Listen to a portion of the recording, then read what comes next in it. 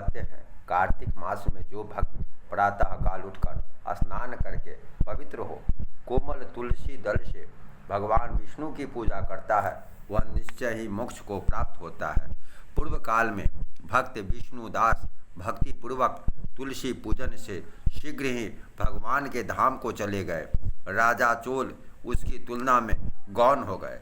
तुलसी की पूजा पाप का नाश, पुण्य की वृद्धि करने वाली है। अपनी लगाई हुई तुलसी जितना ही अपने मूल का विस्तार करती है, उतने सहस्त्र युगों तक मनुष्य ब्रह्मलोक में प्रतिष्ठित रहता है। यदि कोई तुलसी संयुक्त जल में स्नान करता है तो वह पाप मुक्त हो आनंद का अनुभव करता है। इसलिए अपने स्नान के जल में एक पत्र तुलसी का अवश्य डाल देना चाहिए। जिसके घर में तुलसी का पौधा विद्यमान है, उसका घर तीर्थ के समान है, वहाँ यमराज के दूत नहीं जाते। जो मनुष्य तुलसी काष्ठ संयुक्त गंध धारण करता है, क्रियमान पाप उसके शरीर को स्पर्श नहीं करते। जहाँ तुलसी वन की छाया हो, वहीं पर पितरों की तृप्ति के लिए श्राद्ध करना चाहिए।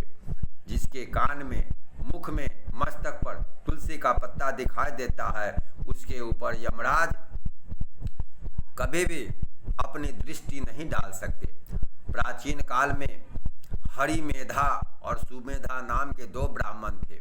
वे जाते जाते किसी दुर्गम वन में परिश्रम से व्याकुल हो गए, मेहनत से व्याकुल हो गए।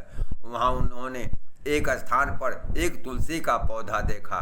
सुमेधा ने तुलसी का महान वन देखकर उसकी परिक्रमा की और भक्ति पूर्वक प्रणाम किया। यह देख हरिमेधा ने पूछा, तुमने अन्य सभी देवताओं व तीर्थ व्रतों के रहते तुलसी वन को प्रणाम क्यों किया?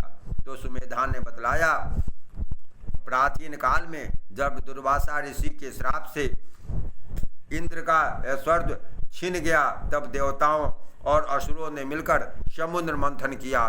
तब धनवंतरी रूप भगवान श्री हरि और दिव्य औषधियाँ प्रकट हुई। उन दिव्य औषधियों में मंडलाकार तुलसी उत्पन्न हुई, जिसे ब्रह्मा आदि देवताओं ने श्री हरि को समर्पित किया। भगवान ने उसे ग्रहण कर लिया। भगवान नारायण संसार के रक्षक और तुलसी उनकी प्रियतमा है, इसलिए मैंने उन्हें प्रणाम किया है। सुमेधा इस प्रकार कह ही रहे थे कि सूर्य के समान अत्यंत तेजस्वी विशाल विमान उनके निकट उतरा और उन दोनों के समक्ष ही वहाँ एक बरगद का वृक्ष गिर पड़ा। उनमें से दो दिव्य पुरुष प्रकट हुए। उन दोनों ने हरिमेधा और सुमेधा को प्रणाम किया। तब उन दोनों ब्राह्मणों ने उनसे पूछा, आप कौन है? तब उनमें एक जो बड़ा था वह बोला, मेरा नाम आस्तिक है। मैं एक दिन नंदन वन में पर्वतों पर क्रीड़ा करने गया था, तो देवांगनाओं ने मेरे साथ इच्छानुसार विहार किया। उस समय उन युवतियों के हार के मोती टूटकर तपस्या करते हुए लोमस ऋषि पर गिर पड़े। यह देखकर मुनि को क्रोध आया। उन्होंने सोचा, स्त्रियां तो परतंत्र होती है, यह उनका अपराध नहीं, दुराचारी आस्तिक ही श्राप के योग्य है। ऐसा सोचकर उन्होंने मुझे श्रापित किया। अरे तू ब्रह्म राक्षस होकर बरगद के पेड़ पर निवास कर। जब मैंने उन्हें प्रसन्न किया तो उन्होंने श्राप से मुक्ति की विधि सुनिश्चित कर दी कि जब तू किसी ब्राह्मण के मुख से तुलसी की महिमा सुनेगा तो तुझे तत्काल में मोक्ष प्राप्त होगा।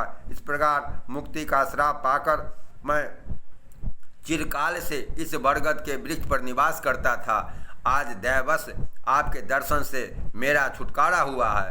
तत्पश्चात वे दोनों श्रेष्ठ ब्राह्मण परस्पर पुण्यमयी तुलसी की प्रशंसा करते हुए तीर्थ यात्रा को चल दिए।